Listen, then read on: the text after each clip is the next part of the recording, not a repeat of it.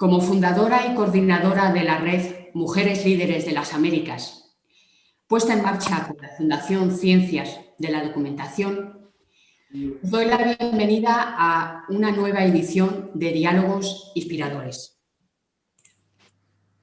La importancia de la paridad en la integración de la función judicial, sumada a la necesaria perspectiva de género, garantizará y facilitará el acceso a la justicia para la ciudadanía, porque las cualidades femeninas, la disciplina, la serenidad, la paciencia y la sensibilidad van a redundar en una administración de justicia de mayor calidad.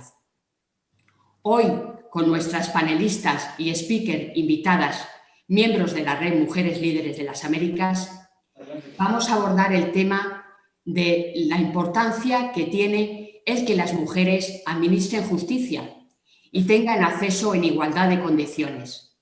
Es decir, ¿hacen falta más mujeres para una mejor justicia? Excelente, María Soladora, gracias por la introducción.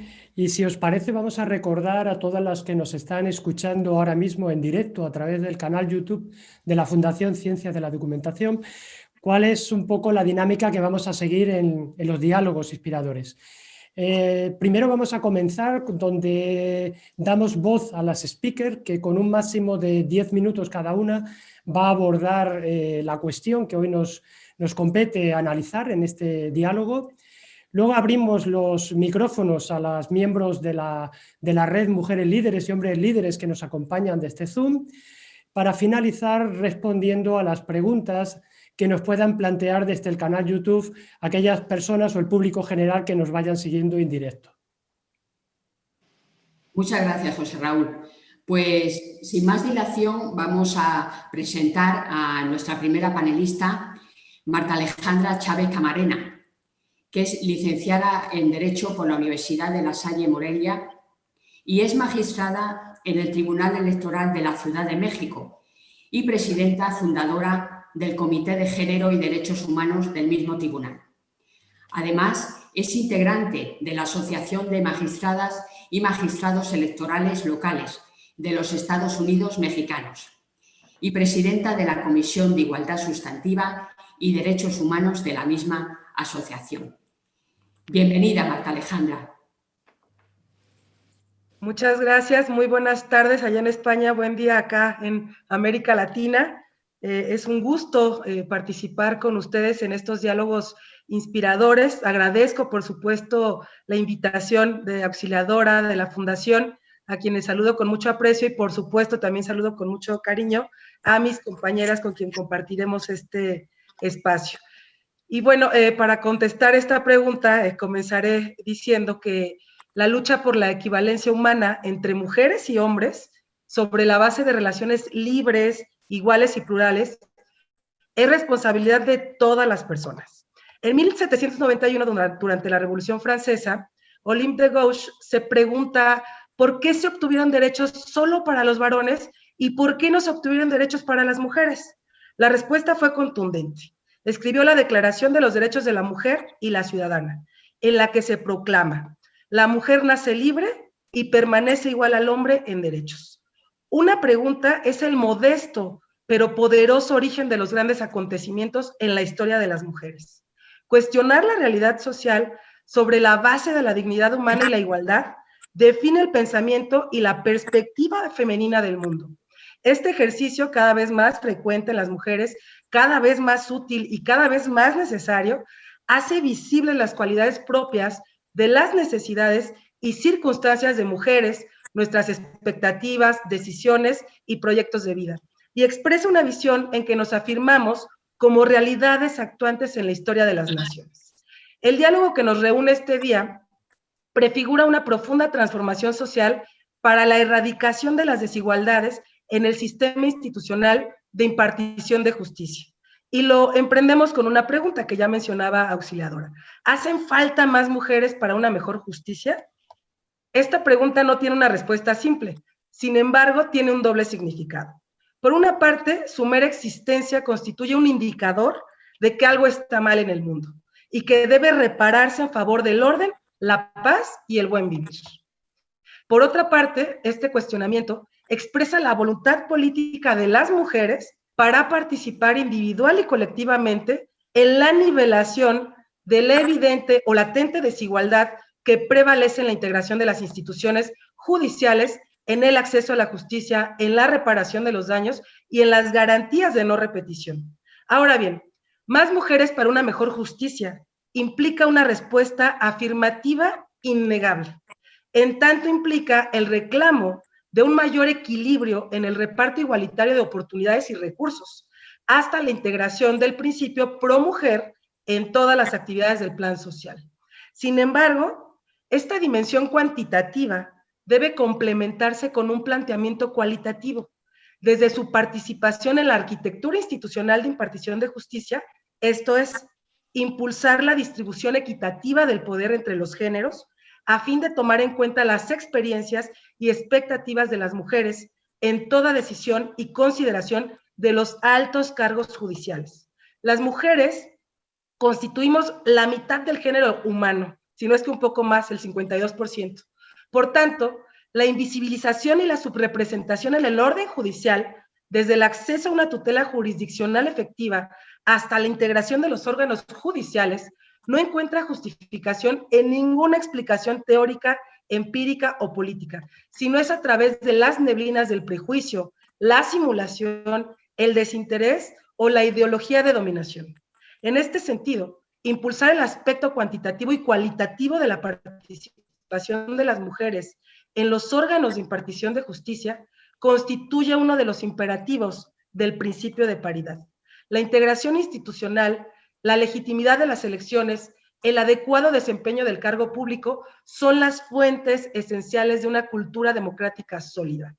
Esta certeza no implica solamente un marco jurídico válido, vigente y eficaz, sino que requiere en el fondo de su naturaleza de grandes y sólidos consensos sociales acerca de la utilidad y bienestar que proporciona nuestra forma de organización política.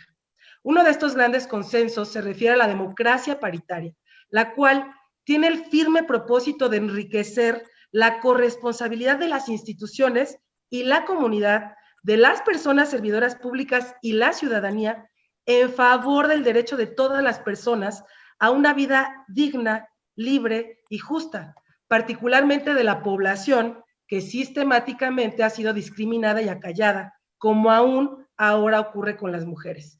En el caso mexicano, el Sistema Interamericano y Nacional de Derechos Humanos exige que el Estado tome todas las medidas apropiadas para eliminar la discriminación contra la mujer en la vida política y pública del país, garantizando en igualdad de condiciones con los hombres el derecho a ser elegibles y a ser designadas para todos los cargos públicos en condiciones de igualdad y libertad. De esta forma, el sistema jurídico institucional de protección y promoción del derecho de las mujeres a una vida libre, igualitaria y justa se consolidó en México con el reconocimiento constitucional del principio de paridad, el cual es posible comprender integralmente en la evolución normativa de las reformas constitucionales y legales de 2014, 2019 y 2020 sobre paridad en todo y erradicación de la violencia política contra las mujeres en razón de género. Sin embargo, pese a estas políticas y a que en México las mujeres representamos alrededor del 51% de la población, aún no logramos mantener esa representatividad en espacios de poder. De acuerdo con datos del INEGI, en el Censo Nacional de Impartición de Justicia Federal 2020, el Poder Judicial de la Federación cuenta con 47,123 personas servidoras públicas, de las cuales 50,5% son hombres y 49,5% son mujeres, circunstancia que representa un cumplimiento aceptable del principio de paridad. Sin embargo, esta situación sufre un cambio drástico al observar los cargos de dirección, que ese siempre ha sido el grave problema. Son 11 los cargos del Pleno del máximo tribunal del país, de los cuales solo tenemos 3 ministras y 8 ministros. Las mujeres son del 27% y los ministros el 73%.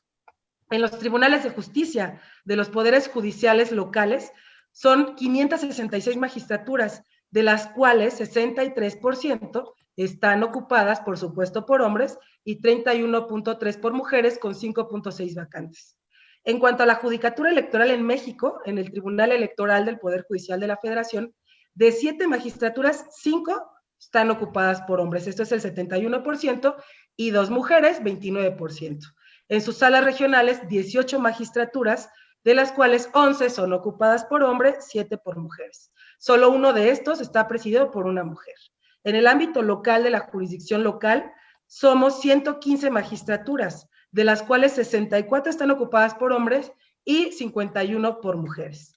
Ante un escenario de esta naturaleza, resulta necesario que la estructura institucional del Estado tome decisiones eficaces en todas las áreas de oportunidad que se presenten o que se generen para promover una participación cualitativa efectiva de las mujeres en los cargos más altos de la impartición de justicia. Las razones para esta transformación de los poderes judiciales son numerosas. Sin embargo, me permitiré realizar solo algunas consideraciones para fortalecer la paridad como estrategia para lograr una mejor justicia, y esto obviamente por el tiempo. 1. Nuestra participación en la impartición de justicia no debe explicarse como una forma de acreditarnos ante la comunidad, sino como una forma de materializar la democracia paritaria con la oportunidad de hacer valer nuestra perspectiva del mundo en plano de igualdad con los hombres. 2.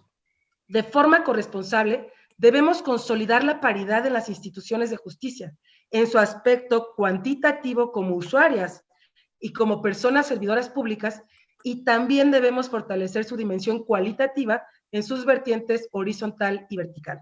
3. Con una mayor y mejor representación de las mujeres en la impartición de justicia, se aumenta la eficacia de las medidas de protección, la reparación integral del daño y de no repetición en casos de mujeres en situación de violencia de género, y se visibilizan las desigualdades que se advierten en la investigación de los delitos en razón del sentido de protección y justicia hacia el grupo social al que pertenecen.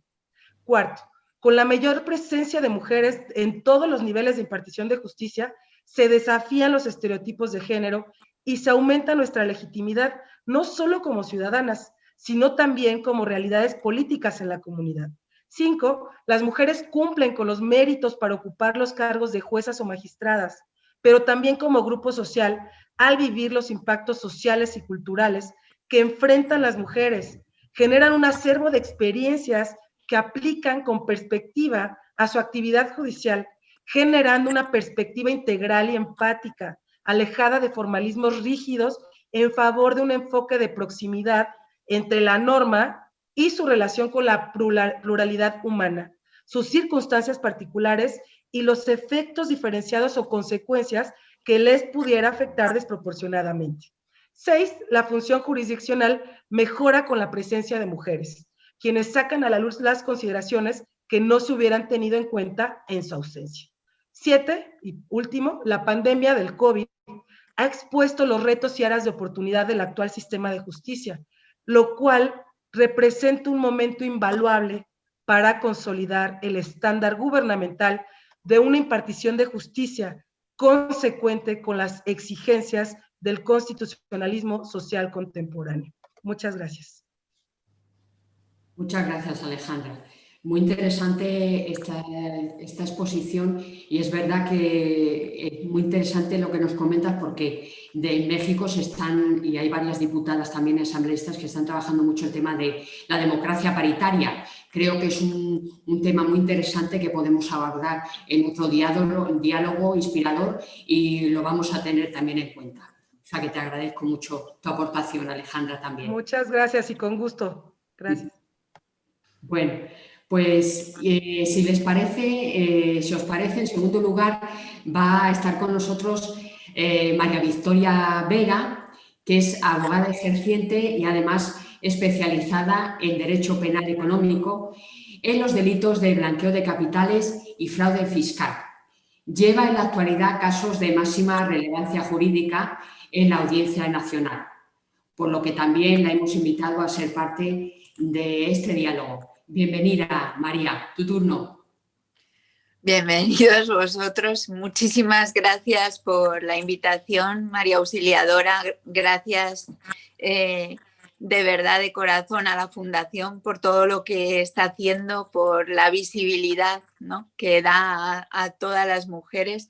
Yo siempre he pensado que juntas sumamos mucho más y el día que, bueno, pues tú abriste esta pequeña puerta para que todas hiciéramos, ¿no?, bueno, pues esta aportación a través de muchos países, ¿no?, para unirnos y para darnos voz, pues lo único que puedo hacer es agradecértelo y agradecer la ventana que nos permites de confrontar y de poner en común, sobre todo, pues cuestiones como la que estamos debatiendo hoy. ¿Hacen falta más mujeres en la justicia? Bueno, pues yo bueno, estoy encantada de estar con todas y voy a hablar de España, evidentemente, porque bueno, es mi país, es donde ejerzo y donde yo represento, ¿no?, a mi profesión.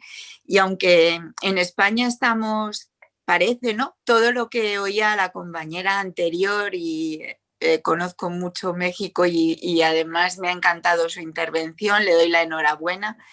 Y creo que es muy importante el papel, ¿no?, todo lo que destacaba, el papel de la mujer abriéndose camino de una forma tan complicada.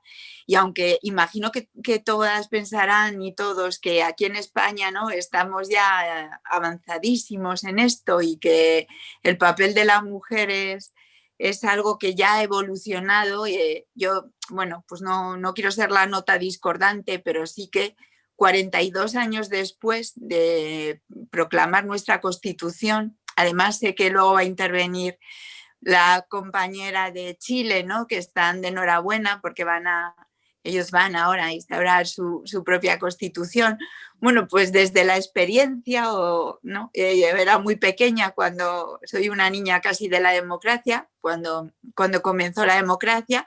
Luego he conocido una forma democrática institucional en mi país y he vivido la Constitución española. Ya digo que llevamos 42 años de Constitución, a pesar de reconocerse en el artículo 14 que todos somos iguales ante la ley sin que pueda prevalecer distinción alguna por razón de sexo, bueno, raza, religión, etcétera. Es verdad que queda todavía muchísimo camino por andar. Como nos centramos hoy en la justicia y desde mi visión dentro de la justicia, ¿no?, como abogada ejerciente, pues en el campo de la justicia, que es uno de los poderes de nuestro país, uno de los 3 poderes pilares del Estado español, tenemos el ejecutivo, el legislativo y el judicial.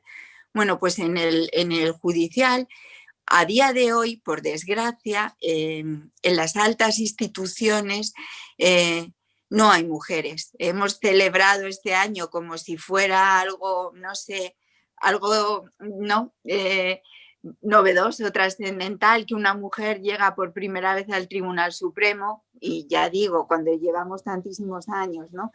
De hecho, en la inauguración del año judicial, hasta el año pasado, hasta la inauguración del año judicial en España, el 2019-2020, la fotografía bueno, pues todo el Poder Judicial español eran todo hombres, todo hombres. Este año, por primera vez en la historia, en esa inauguración del año judicial 2020-21, hay 2 mujeres. Entonces, creo que eso es muy significativo. Sí que tenemos, con respecto a la ponencia anterior, sí que tenemos ese régimen de paridad, lo tenemos instaurado, tenemos una democracia paritaria en toda la administración pública, el gobierno también, además, bueno, pues tenemos un gobierno que proclama entre, ¿no?, todas sus políticas en la actualidad cuál es el régimen paritario, hay mayoría de mujeres, pero en el campo de la justicia seguimos igual. Entonces, a la pregunta, ¿hacen falta más mujeres en la justicia? Bueno, pues yo contestaría que en el caso español, la verdad es que no, porque las cifras son absolutamente aplastantes. Son estadísticamente, y son de este año, 54,8 mujeres jueces, es decir, hay un poquito más de la mitad de mujeres jueces en nuestro país. 63,9 son mujeres fiscales, muy por encima también de la media. Y 71,2 de las mujeres letradas en este país, pues somos abogadas. 71,2. Y sin embargo, seguimos viendo que en la cúspide, en la pirámide jerárquica del Poder Judicial, todos son hombres.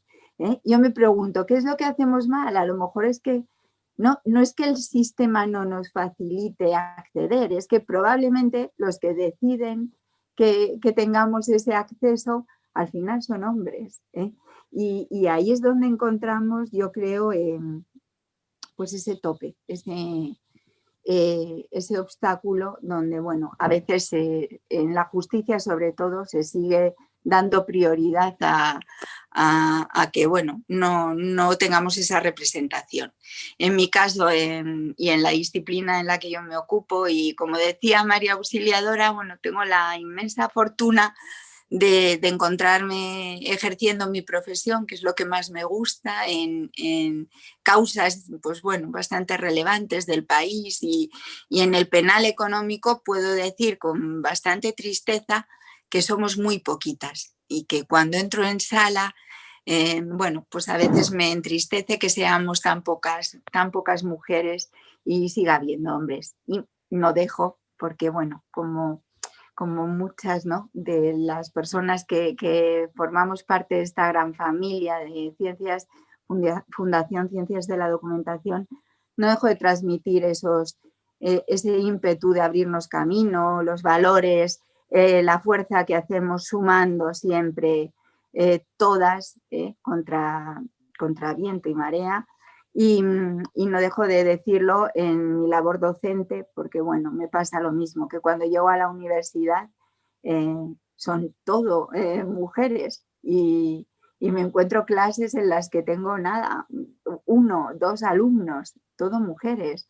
Y entonces les insisto en que, aunque hayamos tardado tantos años en tener una mujer en el Tribunal Supremo, eso no tiene que hacer más que darnos ese impulso de intentar querer llegar también arriba a las instituciones y seguir remando por ese camino. Y como bien decía al principio María Auxiliadora, yo no tengo un discurso extremadamente feminista, porque creo de verdad que la valía, el afán de superación, muchísimos valores, ¿no?, que puedo destacar en cualquier persona. No es una cuestión de sexo en sí, creo que es una cuestión de verdad, de aptitudes y de actitudes, con C y con P.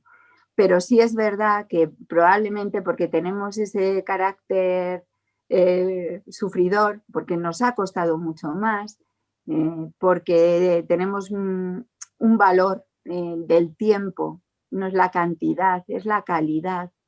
Yo esto lo explico muchas veces cuando doy clase. Es la calidad. Nosotras,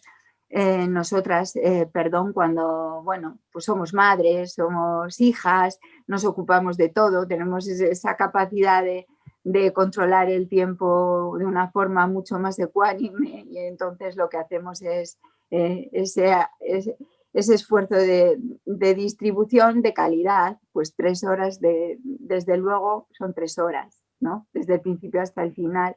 Y en la justicia lo veo, trabajo, claro que sí, con hombres y con mujeres. Hay hombres estupendos, maravillosos magistrados en mi país, fiscales, y también hay mujeres, y creo que tenemos que luchar porque esa mayoría en España que tenemos, tanto en la fiscalía, en la judicatura, ¿no?, en general, y en la abogacía, siendo mayor número, se empiece a ver también en todos los casos. Y con respecto al ejercicio, y es algo que se comentaba en la anterior intervención, sí es importante, es muy importante llegar. y que las mujeres lleguen. Es verdad que nosotros lo comprobamos al final en la jurisprudencia. Es muy importante el papel de la mujer juez y es muy importante las causas de violencia de género, es muy importante. Hemos vivido sentencias en mi país donde, bueno, pues en sucesos trágicos, ¿no?, contra las mujeres, una sentencia muy importante que es la de La Manada. Hemos visto como, bueno, pues al final el hecho de que sea un hombre el que está valorando, ¿no?, un suceso tan trágico, es una violación grupal para quien no lo haya oído, hace que en esa sentencia o que en ese auto, de forma desafortunadísima, se sigan teniendo que leer frases que ya no corresponden ni a los tiempos que vivimos, ni al esfuerzo que han hecho legislativamente otras mujeres para que de una vez por todas se valore que no solo somos igual, sino que seguimos siendo vulnerables en cuanto a sexo, y que esa protección que nos tenemos que dar nosotras mismas nos tiene que llegar reforzada desde arriba, y que también es en ese sentido tiene que ir de arriba a abajo, igual que de abajo a arriba nos esforzamos y nos hemos esforzado en hacernos ese hueco y en querer estar y llegar donde antes no se podía, cuando no había sufragio activo. Nosotros tenemos en nuestra historia de abogadas a Clara Campoamor, que fue una de las primeras mujeres abogadas en España, una luchadora incansable, y que fue de nuestras abogadas, ¿no?, la primera que empezó a luchar por los derechos de la mujer. Bueno, yo creo que le debemos mucho a todas las Clara Campoamor que no se han conformado con estar, con tener la posibilidad de estudiar una carrera, de desarrollarse profesionalmente, y no se han conformado. Han querido además abrir camino para que otras mujeres puedan llegar y puedan tener los mismos derechos. Insisto que creo que a lo mejor estamos en España en una situación que parece más avanzada y más, ¿no?, en ese nivel más paritaria, que sí lo es, repito, en muchas instituciones, pero no en el campo de la justicia. Así que mi respuesta, desde luego, sería: ¿hacen falta más mujeres en la justicia en mi país, en España? Sí. ¿Cómo pueden las mujeres en España tener esa visualización en el campo de la justicia y llegar, ¿no?, de forma más contundente a puestos pues como el Tribunal Supremo o como Consejo General del Poder Judicial o simplemente como letradas? Y yo me puedo poner como ejemplo. Bueno, pues trabajando, sumando, ayudándonos y desde luego con diálogos como este, con el esfuerzo de sumar entre todas y de confluir en una fundación como esta, que nos alberga y que nos da cabida, y no dejando de hacerlo, sintiendo que, bueno, pues si hemos llegado hasta aquí de forma independiente, cada una tendrá su propia historia detrás, estoy segura, y sé perfectamente que son historias de superación y de haber conseguido llegar, y creo que eso lo que nos tiene que servir es para ayudar a que todas las demás que también luchan por hacerlo no se encuentren a lo mejor tan solas como lo estuvimos en su día, y que sirvamos de trampolín para allanar el camino. Nada más. Un abrazo muy fuerte a todas y muchísimas gracias por la oportunidad de poder hablar desde aquí, Auxiliadora. No, gracias a ti, María Victoria. Ha habido un momento que me has puesto de los pelos de punta, es verdad, recordando el tema que tuvimos aquí tan fuerte, las manifestaciones que hubo por la sentencia de La Manada, ¿no?, que parece que ha sido muy lejano y no es una sentencia que tenemos muy reciente ahí, y es verdad que hay tanto que cambiar y hay tanto que evolucionar, que realmente nos agrada mucho en esta iniciativa nueva que hemos iniciado de los diálogos, contar con vosotras, contar desde varios países la experiencia, que se sepa lo que ocurre, lo que hay, y de verdad me ha encantado mucho, María Victoria, que hayas podido participar. Sé que también estarás con nosotros en el primer encuentro internacional de mujeres líderes que realizaremos el año próximo en la ciudad de Zamora, que ya va quedando menos, lamentablemente por la pandemia lo hemos tenido que posponer, pero bueno, el año próximo no tenemos la menor duda de que se realizará, y estaremos encantadas también de que nos acompañes, María Victoria, desde ya, y a las demás también, por supuesto. Muchas gracias. Y si me permitís, bueno, pues en tercer lugar, tenemos aquí ya María Senadora. Dime. Un segundito, mira, tengo una pregunta para Alejandra, para la magistrada, Bueno, y como igual sé que tiene que irse porque tiene otros eventos, es una pregunta que nos hacen desde México para usted especial. Nos lo hace Silvalina de México y nos pregunta que si le puede responder a la pregunta: ¿Estados Unidos sería un referente para México en el papel de la mujer en la justicia?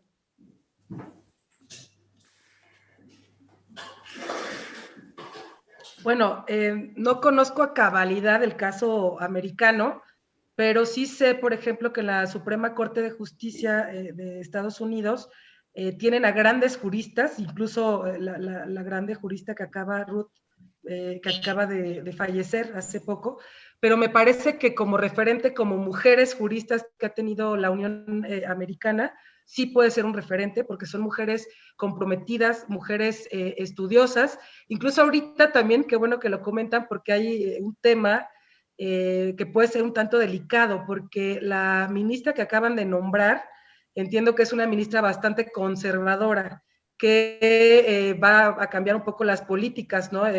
Quizás en el tema de progresividad del reconocimiento de los derechos de las mujeres. Pero quedándome con el tema de grandes mujeres juristas en el sistema americano, creo que sí pueden ser un referente.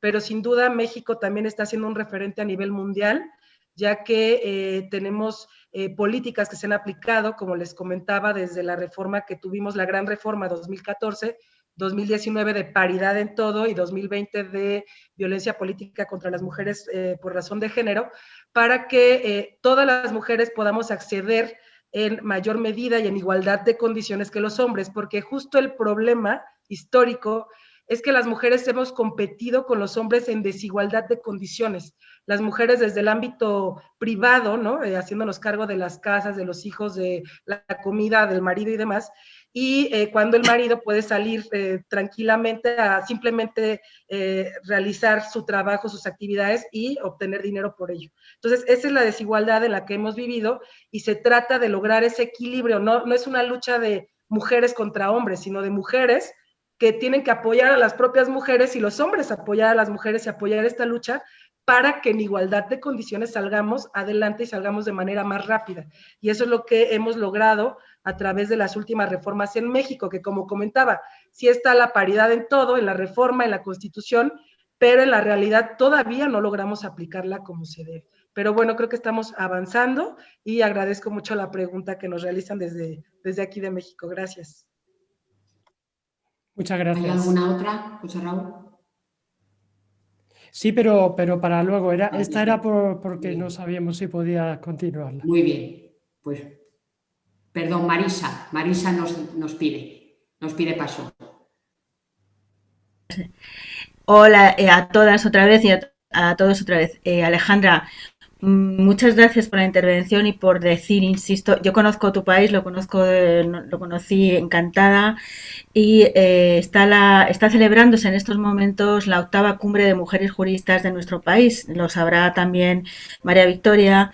Es una cumbre interesantísima que ha ido en progreso respecto a la participación paritaria, porque comenzamos siendo mujeres, yo estuve en la primera, siendo mujeres prácticamente el 100%, y ahora está más equilibrada en un sentido muy jurista, muy equitativo desde el punto de vista jurídico, Y precisamente la de este año, yo tengo la nota aquí, una de las conferencias que se ha dado esta mañana, a última hora, la violencia contra las mujeres en situaciones de crisis.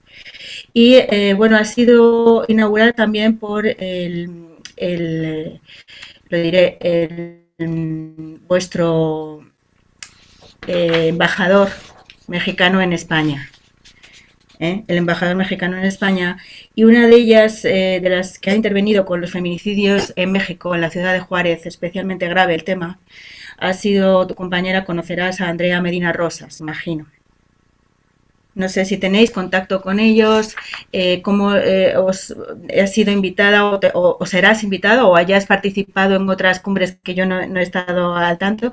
Era un poco hacer este comentario porque efectivamente México es muy potente en cuanto a idea, por lo menos idea jurídica. Luego otra cosa sea que eso se pueda llevar a cabo con los pies en el suelo, porque yo también he intervenido en conferencias en Salamanca, en la ciudad de Salamanca, y me quedé alucinada como abogada de familia que soy, civilista, de la apertura de mente jurídica respecto a conceptos como familias o matrimonios a tres o cosas de ese estilo, que me dejó realmente impactada respecto a la lucha o ganas de integrar a la persona sana en un ámbito de no violencia, ¿no?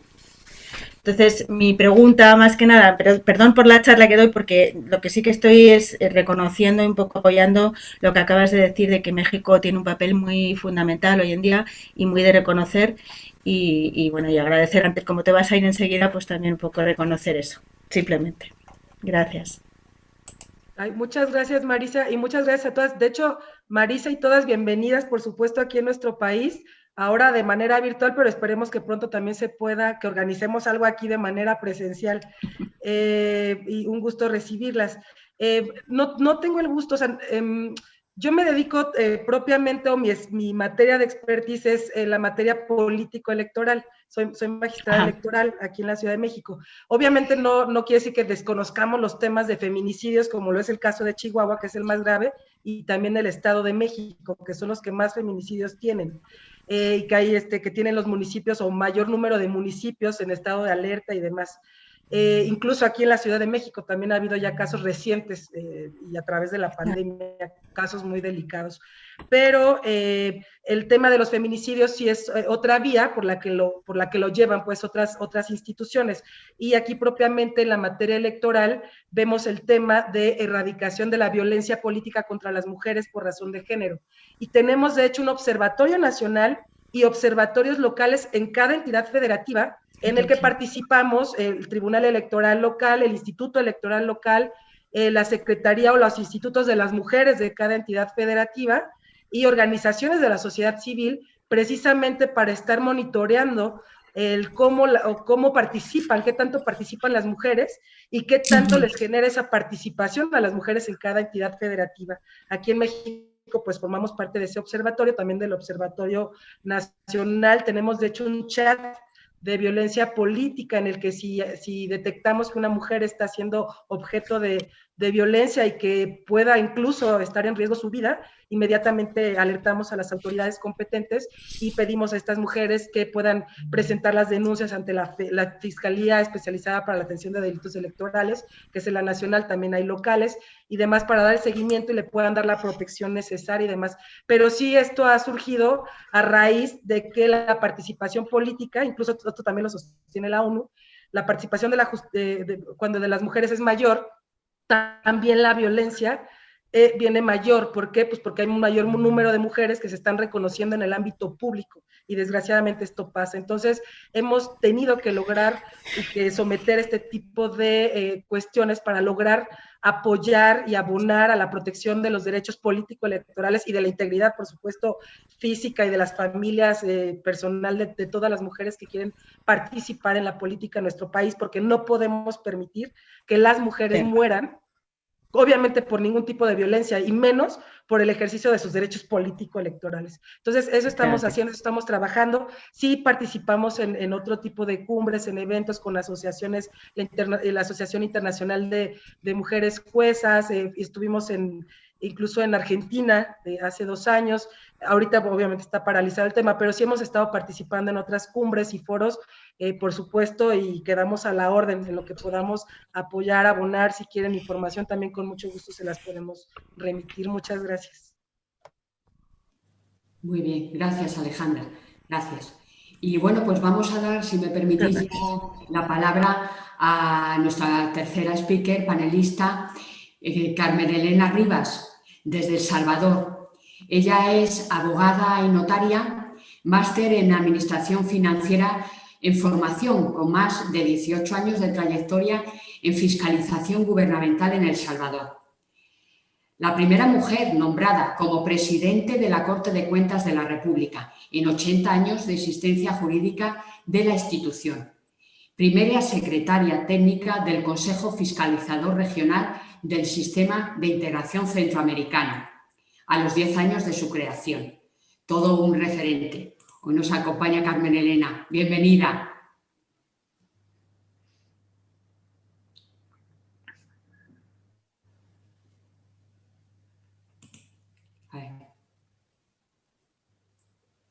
¿Aló? No la escucho. ¿Ahora sí? Ahora sí. Es que me salía ahí una notita de diálogo. Bueno, les decía, muchas gracias. Para mí es un placer. Un saludo para todos, María Auxiliadora, Raúl, Alejandra, María Victoria, por conocer y dar la oportunidad de que podamos dar nuestras experiencias y que de alguna manera podamos ser inspiración para otras mujeres que también estamos en la lucha de cambiar el país, cambiar nuestra sociedad. En ese sentido, es un honor para mí referirme al tema, a la pregunta concreta de que si hacen falta mujeres para una mejor justicia o en puestos de responsabilidad. Yo diría que definitivamente sí. Me voy a referir en primer lugar acá en El Salvador, en la parte del órgano judicial, que es el órgano encargado de administrar la justicia en el país. Definitivamente existe una desigualdad. Si bien el artículo 3 de nuestra Constitución dice que todos somos iguales ante la ley, como lo decía María Victoria, se queda en la ley, pero ya la practicidad ya es otra. En este sentido, yo tengo algunas cifras que están hasta el 2017, no están actualizadas. Sin embargo, el 2017 el órgano judicial tenía 690 funcionarios, dentro de los cuales 368 son hombres, 322 son mujeres. En la cúpula predomina lo que es los hombres, el machismo. De 15 magistrados que conforman la Corte Suprema de Justicia, el máximo tribunal en El Salvador, 10 de ellos son hombres, son 5 mujeres actualmente. En todo el país hay 41 magistrados hombres, 17 magistradas mujeres. En los tribunales de sentencia, 151 hombres, 142 mujeres. En los juzgados de paz, 158 jueces, 166 jueces. Como se puede verificar, el predominio de lo que es que en las cúpulas a nivel de jefaturas predominan los hombres. Hay una larga brecha por la que hay que todavía trabajar como mujeres. Dentro ya de lo que es los demás órganos de Estado, bueno, nosotros como El Salvador nunca ha existido una mujer presidenta. El órgano ejecutivo todavía no ha sido, no se nos ha permitido a las mujeres llegar a ese nivel. También dentro del órgano judicial actualmente ninguna mujer ha sido la presidenta del órgano judicial. Hemos roto ese esquema en lo que es la parte del órgano legislativo. Ya hemos tenido precedentes de mujeres que sí han sido presidentas de ese órgano de Estado. Y como ya lo decía usted, María Auxiliadora, yo tuve la oportunidad que en la Corte de Cuentas de El Salvador, que es la entidad que fiscaliza todos los recursos públicos de El Salvador, En 80 años de existencia, Dios me dio a mí la oportunidad de ser la primera mujer presidenta en presidir ese órgano del gobierno, y que me ayudó en esos 3 años que ejercí esa presidencia.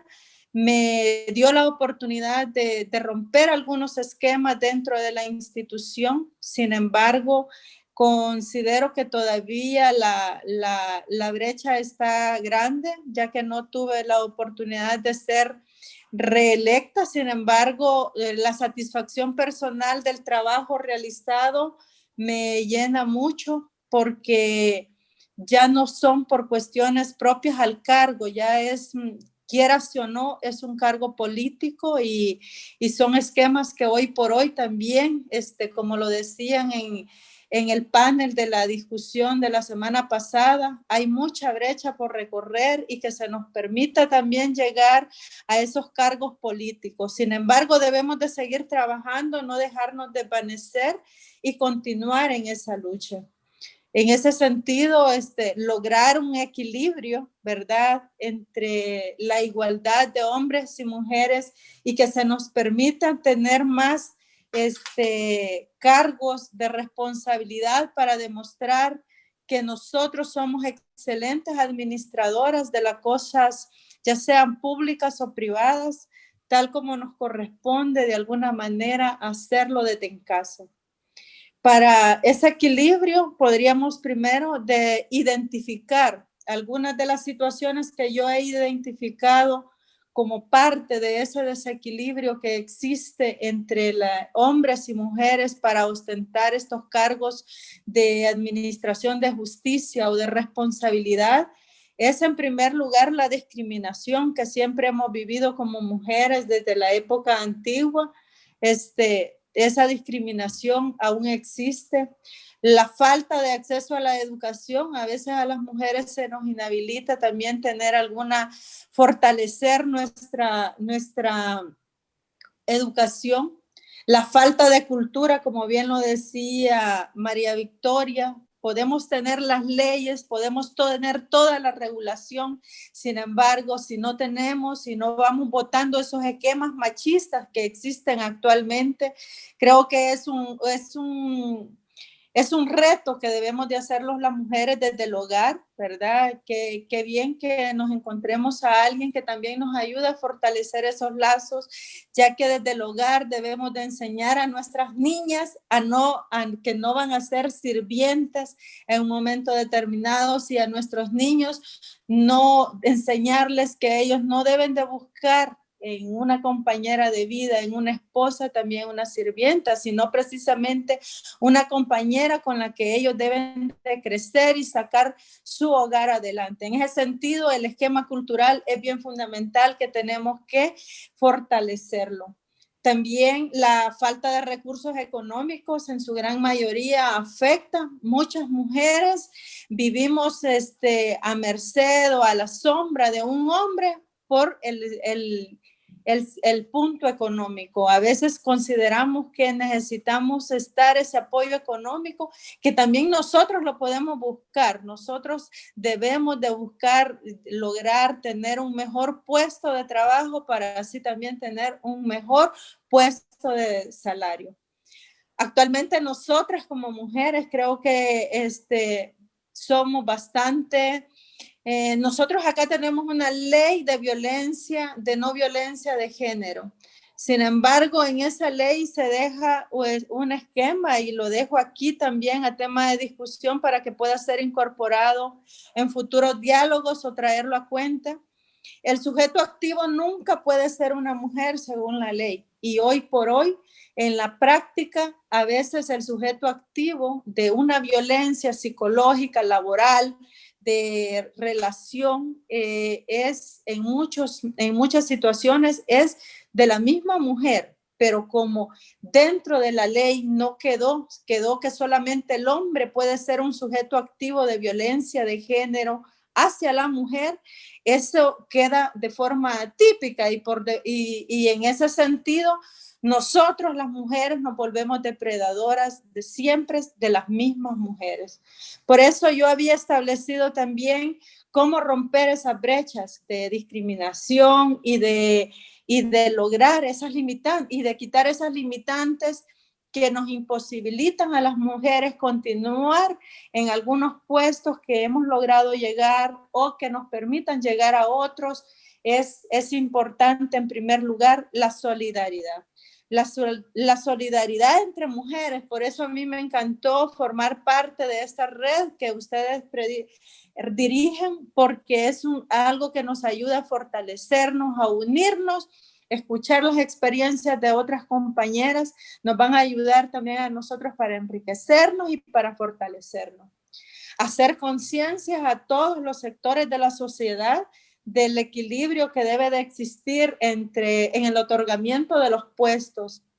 Garantizar que los procesos de selección de dichos puestos sean transparentes. Eso va a ayudar también a demostrar de que las mujeres tenemos mucha capacidad, mucha actitud, muchas habilidades para poder ostentar estos puestos directivos.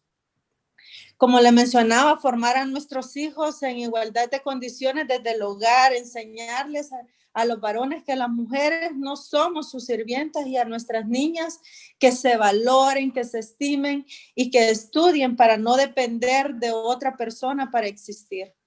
Continuar trabajando por lograr más espacios que nos permitan aportar a nuestro país, a nuestra sociedad, a nuestra familia, porque solo así lograremos acortar esas brechas que no nos dejan crecer como mujeres y mujeres líderes que podemos ser. En ese sentido, yo hago un llamado a todas las mujeres que nos unamos, que seamos solidarias y que no nos ataquemos. Por el contrario, démonos un consejo, ayudémonos, seamos de apoyo, pero nunca hablar mal de otra mujer. En ese sentido, nos va a ayudar también a nosotros a lograr más espacios y que un día podamos decir, no superar a los hombres, no, pero por lo menos estar en un equilibrio, en una igualdad de que nos permitan hacer un mejor trabajo y que galán que en un futuro pueda existir en El Salvador una presidenta en el órgano ejecutivo, un presidente en el órgano judicial, sería fabuloso. En este sentido, espero que lo que yo les haya expresado sirva de inspiración para todas las mujeres y que podamos continuar con estos diálogos, que nos apoyemos y que continuemos fortaleciendo nuestras habilidades directivas, que las tenemos. Si no las hemos logrado descubrir, no las hemos sacado, es tiempo que nos vayamos empoderando y que podamos continuar haciendo el esfuerzo por ser cada día mejores mujeres y mejores líderes en cada uno de los países donde vivimos. Muchas gracias. Bueno, pues muchas gracias a Carmen Elena también.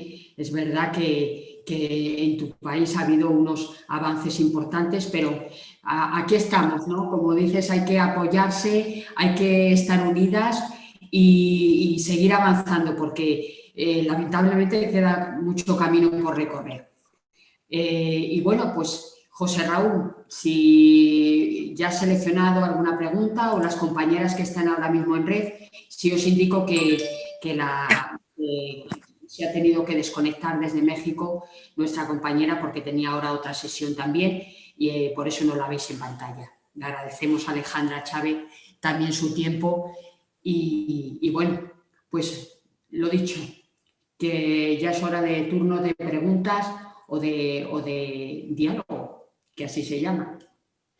Bueno, pues la verdad es que tenemos las redes que están echando chispas con el tema este de que tenemos hoy del diálogo. La verdad es que es complicado seleccionar porque hay de todo. Hay algunas que son preguntas muy directas y otras son que están aprovechando que tenemos a mujeres tan influyentes hoy que preguntan cosas que no están muy relacionadas, pero de alguna manera son interesantes, ¿no?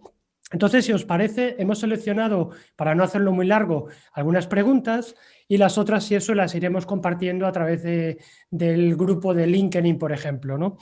Hay una pregunta muy interesante para María, que ha creado polémica lo que has dicho de que de que decías que en España no hacían falta más mujeres en justicia o en la justicia, que ya teníamos muchas, pero que no estaban en la cúpula. Y la pregunta que hacían era, Silvia, también de España, María nos pregunta, según tú, ¿cómo debemos romper el que en España los hombres decidan el que son las mujeres las que llegan a la cúspide de justicia? ¿Cómo romper ese ciclo, ese vicio? Bueno, me encantaría poder contestarla y me encantaría tener la fórmula para poder romper eso. Siempre, a ver, no tengo esa respuesta. Creo que es verdad que, a ver, siguen siendo un poder con mayúsculas porque, bueno, tienen la capacidad de decidir y cuando tienen que decidir... por desgracia, entre un hombre y una mujer se siguen decantando por el hombre. Yo eso lo vivo a diario, de verdad, o sea, no es, por eso ponía el ejemplo, ¿no? de pues, inauguración del curso judicial. Es algo que a pesar de que somos un país bastante avanzado, muy avanzado en el tema de género, seguimos arrastrando esa desigualdad y en la justicia mucho más. No tengo la fórmula, puedo dar la mía personal, siempre ha sido intentar ponerme metas y superarme, seguir, siempre digo que basta que me digan que no se puede, ¿no? Que no hay nada que me motive más en el mundo que me digan que no, o que no se puede tal demanda o que es imposible. Bueno, pues al final es un reto. Y creo que eso nos lo tenemos que tomar como un reto también. Hay que intentar romper esas barreras, intentar llegar. Y me parece que es el único camino. Ojalá lo consigamos y sumando, desde luego, lleguemos a conseguirlo. ¿Vale? Perfecto. También es turno de las compañeras que estáis siguiendo desde Zoom, por lo cual Matilde, Janet, Marisa, si queréis hacer alguna pregunta, solo tenéis que levantar la mano y adelante. Hay algunas más por aquí, pero están sin cámara, con lo cual no salen. Si quieren aparecer en el vídeo, pues tenéis que poner la cámara. Matilde, yo te estoy viendo, con lo cual ya no te libras. Te doy micrófono, un segundito.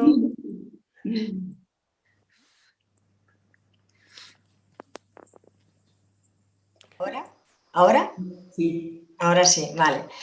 Bueno, yo tenía una pregunta para cada una, lo que pasa que María Victoria acaba de contestar la primera, porque era precisamente en la línea de que me había llamado muchísimo la atención de que decía que en España no eran necesarias más mujeres, sobre todo cuando nos ha comentado que existía ese 54% de mujeres jueces, que me ha llamado muchísimo la atención.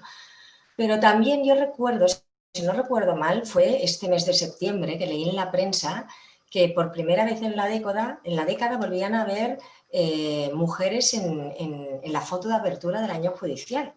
Y lo tengo aquí grabado porque me llamó muchísimo la atención. Entonces digo, a ver, si me hacen falta mujeres, pero por primera vez en la década vuelven a aparecer mujeres en la foto judicial, a lo mejor es que ese 54% se tiene que incrementar a un 80% para que entren muchos más en ese porcentaje de la Audiencia Nacional que se reduce a ese 30% que comentabas, o que lleguen a esa presidencia o vicepresidencia que nunca han optado. A lo mejor ese debiera ser un camino, ¿vale? Y luego para Carmen Elena, sí que me ha llamado mucho la atención. Bueno, me ha gustado mucho que hablaras del tema de la solidaridad, de que nos ayuda a fortalecer.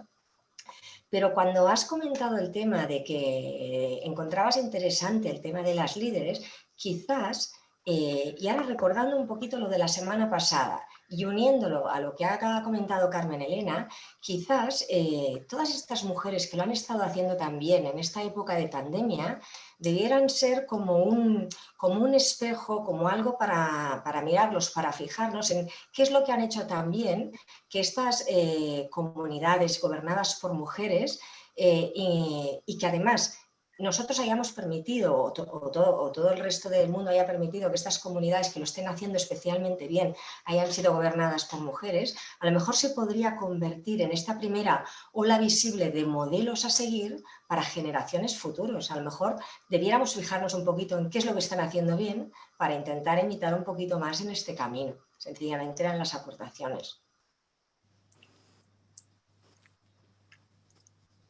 Ya me dirás, Carmen, si vas por esta línea. No sé si ya puedo comentar. Sí, sí. Bueno, ¿puedo comentar ya? Sí. Bueno, precisamente ese era el reto, ¿verdad? Como yo le mencionaba. Les voy a hablar de mi experiencia como presidenta de Corte de Cuentas. En los 3 años que estuve, rompí esquemas en el sentido que se hicieron muchas cosas. Les comento, yo ya era empleada de la institución desde el 2002. Yo era técnico, en un nivel de técnico, entonces conocía bastante la institución, tuve la oportunidad de estar con otros presidentes en la institución. En el 2017, en agosto, se me da la oportunidad, yo competí y quizás voy a irme en el sentido de una de las primeras preguntas que dijo también que tenía ella y que contestó María, ¿verdad? Que si faltan más mujeres o no, o qué vamos a hacer, bueno, tenemos que seguir generando esos cambios. Yo siempre he dicho que para generar cambios lo importante es involucrarse. ¿Cómo podemos involucrarnos? Bueno, formando parte de esos procesos de selección, aunque sabemos que en un momento determinado no pueden ser tan transparentes como uno quisiera, pero sin embargo, tocando esas puertas, tarde o temprano, una puerta se va a abrir.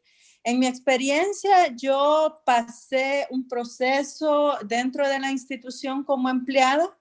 En el 2014, con un presidente que llegó en esa época. En esa época yo dije, no, yo no puedo permitir que esta persona continúe acá en la institución y siga haciendo cosas que a mi criterio no eran correctas. En ese sentido, yo opté que en el siguiente proceso de elección al cargo, yo me postulé en el 2014, sin embargo, no tuve los apoyos correspondientes para ser electa. Llegué a un nivel de entrevista, ¿verdad? Pasé varios filtros y me quedé en el nivel de entrevistas y de un apoyo bien mínimo. En el 2017 se nos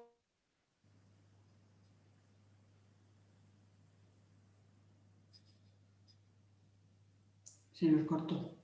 De igual manera, llego a una etapa de igual manera de entrevista y con poco apoyo. Hasta en el 2017, que nuevamente se vuelve a abrir otra vez el proceso de elección, ¿verdad? Debido a situaciones efímeras que habían pasado y que eran destituidos los funcionarios que llegaban. Y en este sentido, yo ya sí fui electa como presidenta de la institución.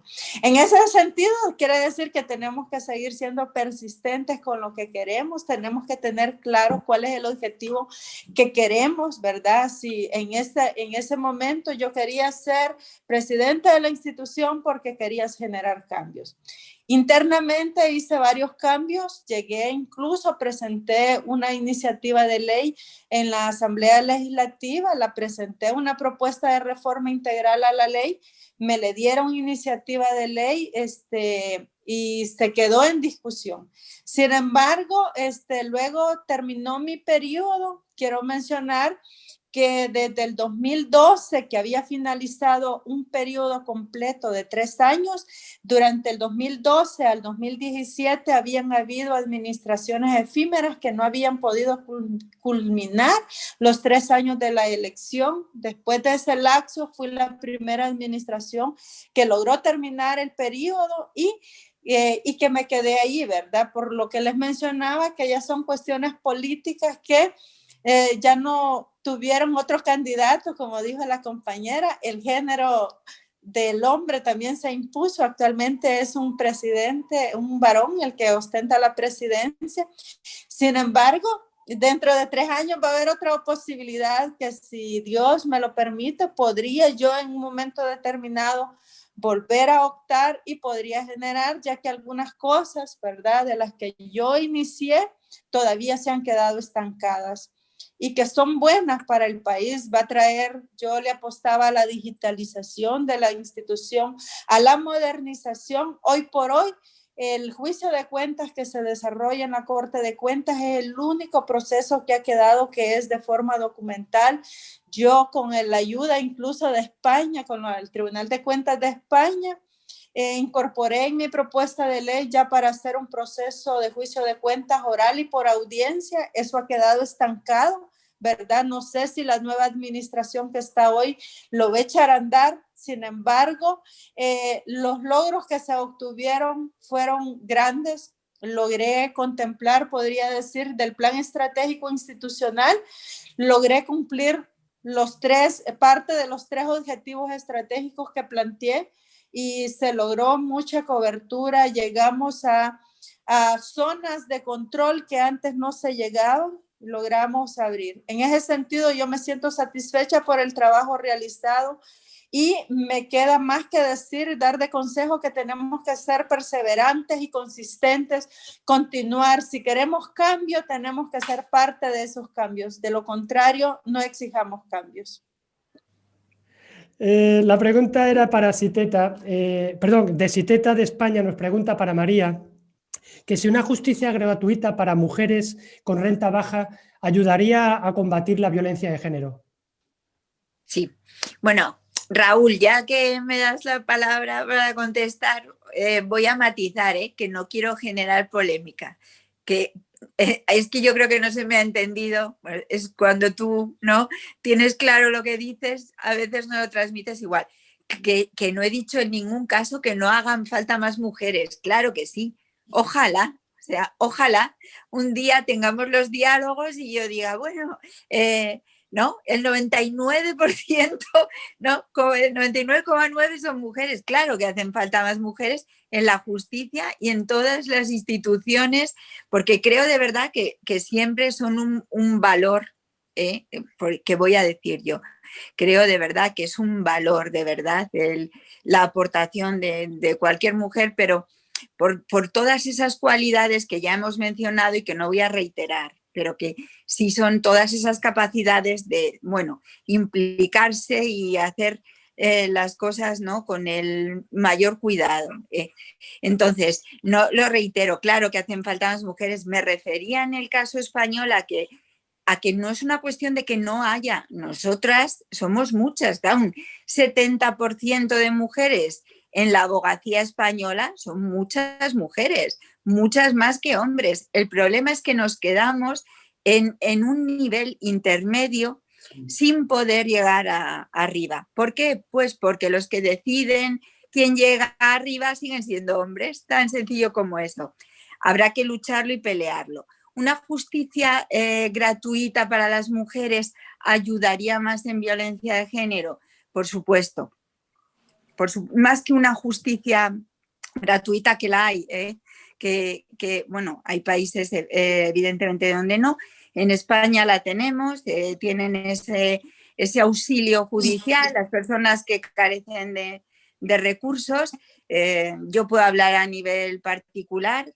Toda mujer que se acerca con un problema, de verdad, o sea, siempre, en mi caso, en mi despacho, que además es mío, que es una labor de, bueno, pues de haber querido, ¿no?, seguir dando ese hueco a más mujeres y crecer dentro de la abogacía de forma independiente, tienen siempre ese apoyo. Pero es una labor de, bueno, pues de apoyo judicial, apoyo psicológico, apoyo social, el tema de la violencia de género, que nos daría para otro debate y que desde luego creo que es muy importante, necesita toda esa ayuda.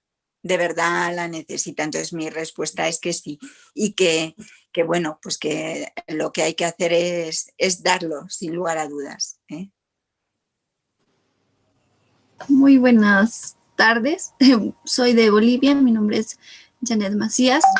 Tengo una consulta para Carmen. Estaba escuchando muy atentamente a lo que mencionaba y algo que me llamó mucho la atención es que mencionaste que para hacer un cambio hay que involucrarse, y mi pregunta sería, ¿cuáles serían los principales desafíos que una mujer debería afrontar al momento de querer realizar un cambio dentro de un espacio de liderazgo en el cual se pueda encontrar ella? Bueno, en primer lugar, el principal desafío es la cultura, ¿verdad? Creo que la falta de cultura en la equidad de género nos afecta mucho para bastantes, y como decían, quienes tienen la potestad de elección son hombres. En ese sentido, creo que romper esos esquemas es un gran reto para nosotros las mujeres. Sin embargo, tenemos que intentarlo en poder llegar, fijarnos una meta y tratar de hacer todo lo posible legalmente para poder llegar a esa meta y culminarla. La parte cultural, creo yo que es la brecha más grande que hay que incluir, porque podemos tener todas las leyes. Nosotros acá tenemos bastantes leyes garantistas para las mujeres. Sin embargo, la práctica es totalmente diferente a lo que mencionan las leyes. Yo le mencionaba, el artículo 3 de la Constitución en El Salvador dice que todos somos iguales ante la ley. Habla de la justicia gratuita también, que ya la tenemos en la Constitución. Tenemos una violencia, una ley para una vida libre de violencia para las mujeres, que es totalmente garantista. Sin embargo, todavía existe ese esquema de que nos consideran que las mujeres no podemos todavía aportar muchas cosas, que si nosotros hacemos un proyecto, solo porque lo presentamos nosotros, que somos mujeres, a veces no le dan ese realce. A veces ellos saben que el producto que uno ha presentado es bueno, sin embargo, quizás por no dar aquella aceptación públicamente, no lo dicen, no lo aprueban. Sin embargo, tenemos que seguir intentándolo, y por eso yo mencionaba la solidaridad entre nosotros las mujeres es importante, porque muchas veces esa falta de solidaridad también dentro de los esquemas de las políticas, de las instituciones, no los dejan apoyar. Les voy a poner el caso recientemente mío, para cuando yo opté a la reelección a mi puesto de presidenta de la Corte de Cuentas. Me dijo una diputada, que me voy a reservar el nombre por cuestiones, sin embargo me dijo: yo te diera mi voto, sin embargo me tengo que ligar a lo que los líderes del partido le dirigieran. En ese sentido, ¿verdad? El que ellos no puedan tener esa libertad de poder decir: para mí esta candidata es la mejor, es nuestra primera opción, hizo un buen trabajo, debemos de seguirla apoyando. Solo ahí todavía deja un reto de decir que aún en estos pequeños grupos, podría decirle yo, pero son grandes porque son de la gente pudiente dentro de cada uno de los países, ¿verdad? El que están en estos partidos políticos, el que ellas no puedan dar ellas su opción y decirle: mira, yo creo en tu trabajo y he visto la diferencia de las gestiones anteriores con lo que tú hiciste. Sin embargo, yo me tengo que ceñir a la línea que dé el partido. En ese sentido, creo que eliminar esas brechas, pero por eso también el compromiso de las mujeres que forman parte de esa política de querer tener un criterio propio. Sin embargo, la gente que ha querido tener un criterio propio dentro de eso ha sido rechazada, ha sido vista de forma diferente. Sin embargo, tenemos que continuar en esa lucha. Ese es mi mayor consejo, de continuar, que tarde o temprano vamos a lograr nuestros objetivos, y si no, nos queda la satisfacción de que lo intentamos, de que quisimos generar un cambio. Y reiterar el llamado a la solidaridad. Las mujeres que estemos en diferentes puestos, apoyemos a otras mujeres a efecto de que podamos mantenernos siempre con ese apoyo, con ese entusiasmo de continuar adelante. En la medida que podamos, dentro del círculo que nos movamos, tratemos de hacerle conciencia a los compañeros hombres de que también las mujeres nos merecemos un espacio y que podemos dar mucho al beneficio del país y de la nación. Para finalizar, muy breve, volver a reiterar mi agradecimiento a las compañeras que han sido panelistas, a las que nos han acompañado también miembros de la red, a todos los que nos han seguido desde el canal YouTube, a los que han mandado sus preguntas, en fin, a todas y a todos los que han participado.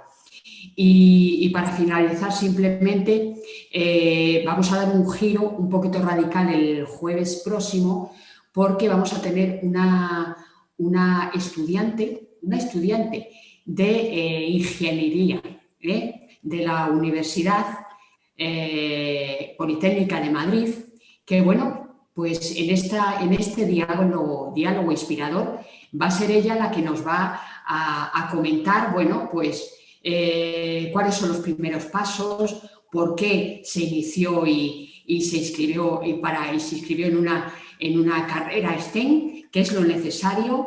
Y bueno, va a ser un diálogo muy bonito en el que desde ya invitamos tanto a las mamás como a sus hijas que estén en este diálogo, porque seguro que Laura Molina, que así se llama ella, nos va a dejar una impronta muy bonita para animar a otras chicas a que estudien también ingeniería.